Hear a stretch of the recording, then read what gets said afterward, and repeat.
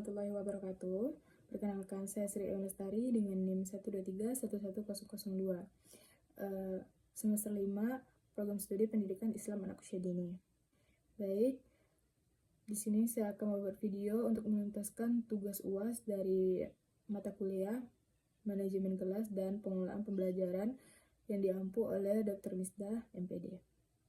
Pada soalan yang pertama, yaitu ada jelaskan oleh saudara konsep dan model pendekatan, metode, dan teknik pembelajaran berikut. Dan sertakan dengan contoh. Baik, pada soalan yang pertama, yaitu membahas konsep, model, pendekatan, metode, dan teknik pembelajaran. Dalam dunia pendidikan, istilah-istilah ini sangat sering dianggap sama, padahal memiliki cakupan yang berbeda. Berikut adalah urutan dari yang paling umum ke yang paling spesifik. Yang pertama yaitu ada pendekatan,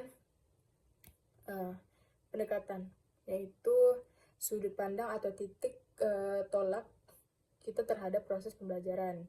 Nah, yang bersifat filosofis. Nah, contohnya kayak pendekatan berpusat pada anak. Guru meyakini bahwa anak sudah subjek aktif yang membangun pengetahuannya sendiri. Yang kedua yaitu ada model pembelajaran, yang dimana bingkai utuh untuk membungkus proses pembelajaran dari awal sampai akhir. Model ini biasanya memiliki sintaks atau langkah-langkah yang jelas. Seperti contohnya model sentra. Anak bermain di berbagai sentra, seperti sentra balok, seni, persiapan, dan lain-lainnya untuk mencapai tujuan perkembangan yang tertentu. Selanjutnya yaitu ada metode pembelajaran. Cara yang digunakan untuk mengimplementasikan rencana yang sudah disusun dalam bentuk kegiatan nyata. Contohnya seperti metode bercerita. Guru menyampaikan materi atau nilai moral melalui narasi lisan atau metode bercerita. Ada juga yang terakhir yaitu teknik pembelajaran.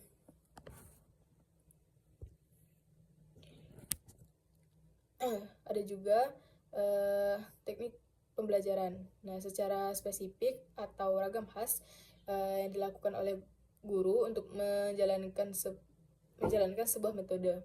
Contohnya saat menggunakan metode bercerita, guru menggunakan teknik suara perut. Nah, atau menggunakan boneka tangan agar anak lebih tertarik. Baik, lanjut kepada pertanyaan yang kedua, yaitu jelaskan oleh saudara faktor yang mempengaruhi pengelolaan pembelajaran anak usia dini. Adapun faktor-faktor yang mempengaruhi pengelolaan pembelajaran anak usia dini yaitu pengelolaan kelas anak usia dini. Ini jauh lebih kompleks dibanding kelas dewasa karena karakteristik perkembangan mereka.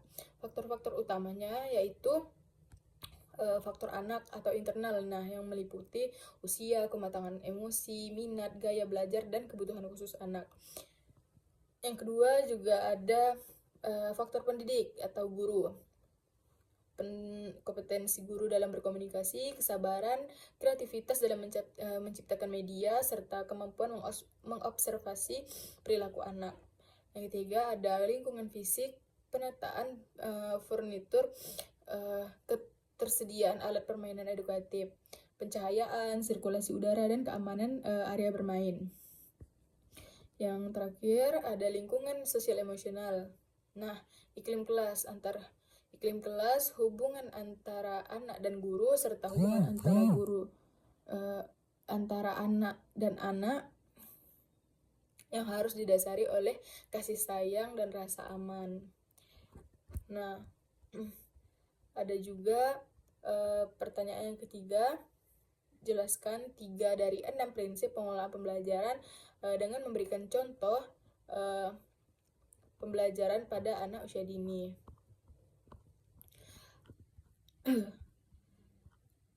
Adapun 3 prinsip pengelolaan yang sangat Adapun 3 prinsip pengelolaan pembelajaran anak usia dini. Nah, berikut dari 3 prinsip utama tersebut yaitu adalah prinsip kesesuaian. Nah, pembelajaran harus sesuai dengan tahap perkembangan anak. Contohnya, untuk anak usia 3 tahun, pembelajaran matematika tidak menggunakan angka di kertas. Nah, melainkan menghitung jumlah bola warna-warni. Nah, itu lebih konkret gitu. Nah, ada juga prinsip keamanan dan kenyamanan. Nah, lingkungan belajar harus menjamin fisik anak tidak terluka dan psikis anak tidak tertekan, seperti menjaga anak dari sudut-sudut meja yang tumpul atau yang tajam. Nah, tidak ada, dan guru memberikan sambutan yang hangat, senyum, sapa, salam setiap saat anak datang memasuki kelas. Nah, ada juga prinsip keaktifan. Nah, anak harus terlibat langsung secara fisik dan mental. Seperti contoh saat anak belajar tentang tanaman. Nah, anak tidak hanya melihat gambar, tetapi anak juga harus ikut serta dalam menyiram, menyentuh tanah, dan menanam bibit di pot. Baik, lanjut pada soal yang ketiga, yaitu jelaskan oleh saudara urgensi pengelolaan pembelajaran jika dikaitkan dengan tujuan dan fungsi manajemen kelas, dan berikan jawaban yang relevan dan akurat.